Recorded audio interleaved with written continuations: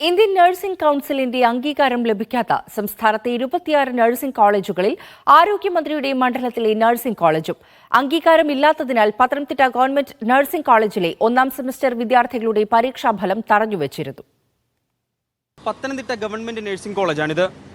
മതിയായ സൗകര്യങ്ങളും അംഗീകാരവും ഇല്ലാതെ പ്രവർത്തിച്ചതിന്റെ പരിണിതഫലം അനുഭവിക്കുന്നത് 60ഓളം വരുന്ന നഴ്സിംഗ് വിദ്യാർത്ഥികളാണ്.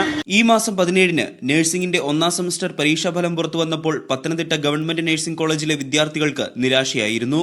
ഇന്ത്യൻ നഴ്സിംഗ് കൌൺസിലിന്റെ അംഗീകാരമില്ലാത്തതിനാൽ പരീക്ഷാഫലം തടഞ്ഞുവച്ചിരിക്കുന്നു എന്നാണ് വിദ്യാർത്ഥികളെ അറിയിച്ചത്. റിസൾട്ട് വന്ന ദിവസം ഞങ്ങൾ എല്ലാവരും സാധാരണ ഒരു എക്സൈറ്റ്മെന്റോടെ റിസൾട്ട് അറിയാൻ വേണ്ടി സൈറ്റ് എടുത്ത് നോക്കിയപ്പോൾ ഞങ്ങളുടെ റിസൾട്ട് വിത്ത്ഹെൽഡ് ചെയ്തു, യൂണിവേഴ്സിറ്റി തടഞ്ഞു വെച്ചേക്കുന്നു പറഞ്ഞാണ് മെസ്സേജ് വന്നത്. അപ്പോൾ ഞങ്ങൾ അന്വേഷിച്ചപ്പോഴാണ് പറഞ്ഞത് 26 നഴ്സിംഗ് കോളേജുകളുടെ ഇങ്ങനെ തടഞ്ഞു വെച്ചിട്ടുണ്ട്, INC അംഗീകാരം ഇല്ലാത്തതിന്. മാധ്യമങ്ങളിൽ വാർത്ത നിറഞ്ഞതോടെ ആരോഗ്യ സർവകലാശാല ഇന്നലെ ഫലം പുറത്തുവിട്ടു. മതിയായ സൗകര്യങ്ങൾ ഇല്ലാഞ്ഞിട്ട് പോലും 90% വിജയം വിദ്യാർത്ഥികൾ കരസ്ഥമാക്കി. കഴിഞ്ഞ കൊല്ലമാണ് പത്തനംതിട്ടയിൽ നഴ്സിംഗ് കോളേജ് ആരംഭിച്ചത്. നഴ്സിംഗ് കോളേജിന് വേണ്ട അടിസ്ഥാന സൗകര്യങ്ങളൊന്നും ഇവിടെയില്ല. വാടക കെട്ടിടത്തിൽ പ്രിൻസിപ്പലും 2 അധ്യാപകരും 60 കുട്ടികളും. 2-3 റൂമുകളുണ്ട്, അതാണ് ലാബ് എന്ന് പറഞ്ഞ് എഴുതി വെച്ചിട്ടുണ്ട്. കമ്പ്യൂട്ടർ ലാബിൽ 2-3 ചെയർ കിടപ്പുണ്ട്, കമ്പ്യൂട്ടേഴ്സ് ഇല്ല. നമ്മൾ ഇന്നാളൊരു ന്യൂസ് കൊടുത്തു കഴിഞ്ഞപ്പോൾ കുറച്ച് 2-3 കട്ടിലുകൾ വന്നായിരുന്നു. അതൊരു ടേബിളിന്റെ മുകളിൽ 2 കട്ടിലുകളും ചിരിച്ചു വെച്ചിട്ടുണ്ട്. കാരണം അത് വെക്കാനുള്ള സ്ഥലം പോലും അവിടെ ഇല്ല.